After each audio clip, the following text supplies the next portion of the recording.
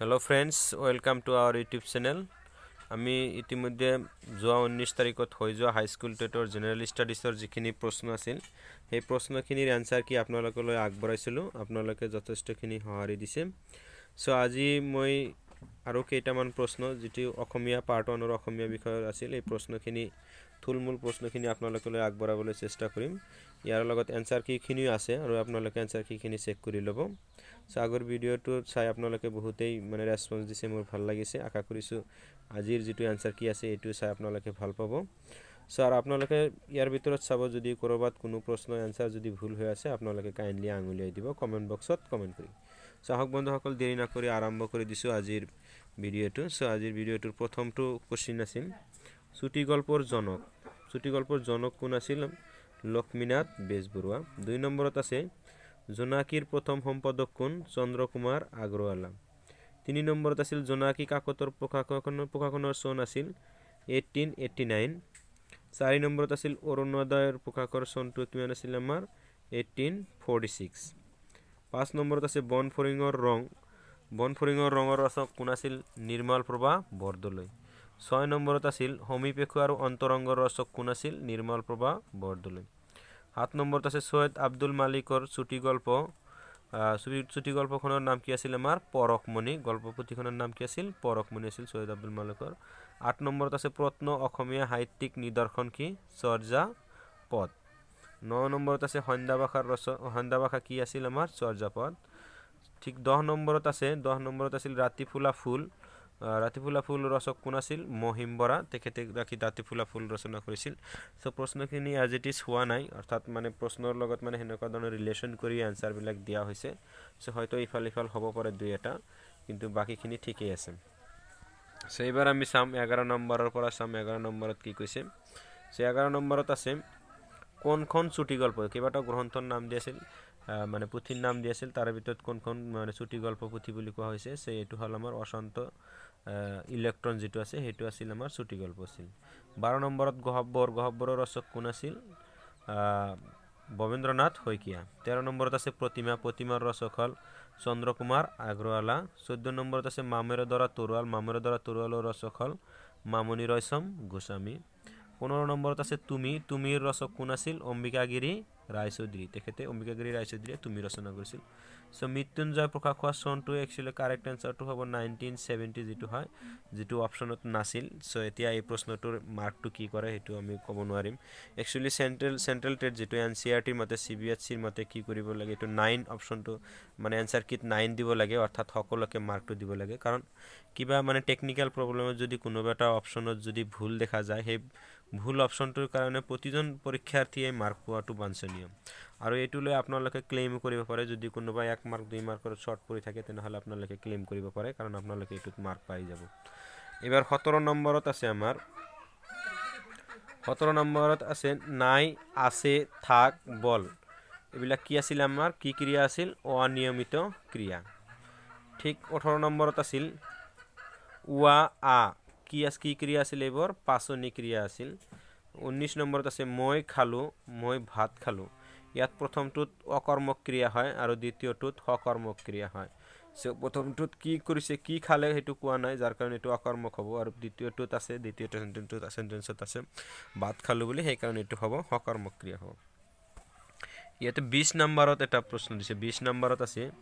20 নম্বৰত মানে মিলাব দিয়া আছিল কি জানিম সো হেতু আছিল ধানৰ লগত দাই হ'ব ধান জিকাটো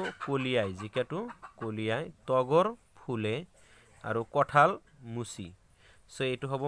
মিলনটো এনেকুৱা আছিল 20 নম্বৰ আনসাৰটো সো অৰ্থাৎ ধাই জিকা কলিয়াই তগৰ ফুলে কঠাল মুচি ঠিক এবাৰ আমি 21 নম্বৰত চাম 21 নম্বৰত কি আছে সো গনাই স্থান হলনি কৰি ফুৰা মানুহক কি বুলি কয় ডলাৰ বগৰী বুলি কয় 22 নম্বৰত আছে সমৰ্থক শব্দ কিছুমান আছিল সো পদ্মৰ সমৰ্থক শব্দ পদুম তাৰ পিছত হতদল বুলিও কোৱা হয় আৰু তাৰ পিছত সমৰ্থক শব্দ আৰু দিছে সমৰ্থক শব্দত জুই অনল আৰু হুতাহন আৰু প্লাৱক বুলিও ইয়াক কয় ঠিক 23 নম্বৰত আছে বিপৰীত শব্দ কিছুমান দিছে সো বিপৰীত শব্দসমূহৰ ভিতৰত মিলাব দিয়া আছিল কি জানি এইবিলাক হোৱাৰ কি হ'ব ভেলেঙি গোসাই আইসু পো বুৱাৰী জি জুৱাই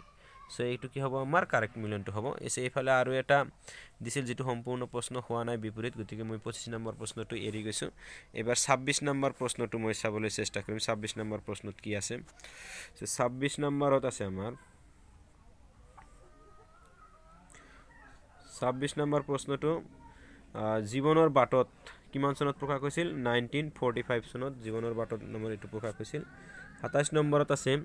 কোনস কুৰবি কুৰি আৰু ছত্ৰপতি শিৱাজীৰ কাৰ ৰচনা আছিল অতুল চন্দ্ৰ হাজৰিকাৰ আছিল 24 নম্বৰত আছে আদৰণী এটো কি হ'ব আদৰণী সমিতিয়ে কৰিছিল 29 নম্বৰত আছে দেৱগণ ৰাইজ এটো শুদ্ধটো বাছিবলৈ দিছিল সে দেৱগণটো কি হ'ব আমাৰ ৰাইজ হ'ব তাৰ পিছত 30 নম্বৰত ঠিক একেদৰে আছিল অদগতি অভিলাষ এটো এনেকুৱা ধৰণৰ आंसर যিবিলাক আছে সেইবিলাকে শুদ্ধ आंसर হ'ব এবাৰ 31 নম্বৰত প্ৰশ্নটোত চাম আমি এটা বিভক্তি মানে বিচাৰ কৰিবলৈ দিছিল সো শুদ্ধ বিভক্তি বাছি উলিয়া মই আজি বাছত ঘৰলৈ যাম সো এটা ঘৰলৈটো যেটো আছিল হেতু কি হ'ব কারেক্ট आंसर হ'ব বাকি বিলাক যেনেকা বাক্য আছিল হেবিলাক নহব এবাৰ 32 নম্বৰত এটা মানে কবিতাৰ এটা স্তবক মানে দিয়া আছিল এই কবিতাটো কোন কাৰ ৰচনা আছিল এটো আমাৰ মাধৱ কন্দলিৰ ৰচনা আছিল 33 নম্বৰত আছে বদকাব্যৰ ৰচক কোন ৰাম সৰস্বতী এবাৰ 34 নম্বৰ প্ৰশ্নটো চাম 34 নম্বৰত কি দিয়া আছে বৈকুণ্ঠনাথ কাৰ ৰচনা আছিল এটো ভট্টাচাৰ্য আৰু ভট্টদেৱ নাইবা ভট্টাচাৰ্য বা ভট্টদেৱ বুলি কোৱা হয় যাক তেখেতৰ ৰচনা আছিল সো পত্নীপ্ৰসাদ কোনে ৰচনা কৰিছিল শংকৰদেৱে আৰু 36 নম্বৰ আছে মাধৱদেৱৰ ৰচনা কি আছিল নামঘোষা আৰু ৰাজশ্ৰীয় 38 নম্বৰ আছে গোলাম কাৰ ৰচনা আছিল সৌৰভ কুমাৰ চলিহাদেৱৰ ৰচনা আছিল গোলাম 38 নম্বৰ চৰ্যাপদৰ পৰা আৰু এটা প্ৰশ্ন আছিল সো 38 নম্বৰত আছিল চৰ্যাপদ কি আছিল আমাৰ বৌদ্ধসকলৰ লগত আছিল তাৰ পিছত 39 নম্বৰত চন অনুযায়ী কিছুমান মিলাবলৈ দিছিল ইয়াৰ প্ৰথমটো মিৰিজিয়ৰি আছিল 1894 চনত প্ৰকাশ হৈছিল মনোমতিটো 1900 ত প্ৰকাশ হৈছিল ৰংগিলিটো 1925 ত প্ৰকাশ হৈছিল আৰু নিৰ্মল বকত যেটো 1926 ত প্ৰকাশ হৈছিল এবাৰ আমি চাম 40 নম্বৰ প্ৰশ্ন 40 নম্বৰত আছে কানে কান মাৰি এটো হ'ব কোনোমতে হ'ব গা হাৰটো হ'ব সাৱধানে থকা আৰু কান দেটো আছিল মন দিয়া অবশ্য পিছৰটো ক'ব পৰা নাই মানে এটা আমি পোৱাও নাই সো পিছত আৰু এটা কি আছিল সে তিনিটা কৰিব পাৰিলে নিশ্চয় মিলোৱাটো সুবিধা হ'ব বাকিখিনি মিলি যাব আলটিমেটলি এবাৰ 41 নম্বৰ প্ৰশ্নটোত আছিল ইয়াতে আছিল মানে এইকেইটা শব্দ দিয়া আছিল পানী আছিল পানী তাৰ পিছত জ্যোতি তাৰ পিছত জ্যোতি এটো শুদ্ধ आंसरটো হ'ব ইয়াৰ কাৰেক্ট आंसरটো হ'ব এইবিলাক প্ৰতিটো শব্দৰে বিভিন্ন ধৰণৰ মানে নিজা নিজা অৰ্থ আছে সো বন্ধুসকল এইখিনি আমি 41টা প্ৰশ্ন ইতিমধ্যে মানে একগোট কৰিব পাৰিছিলো আৰু যিখিনি প্ৰশ্ন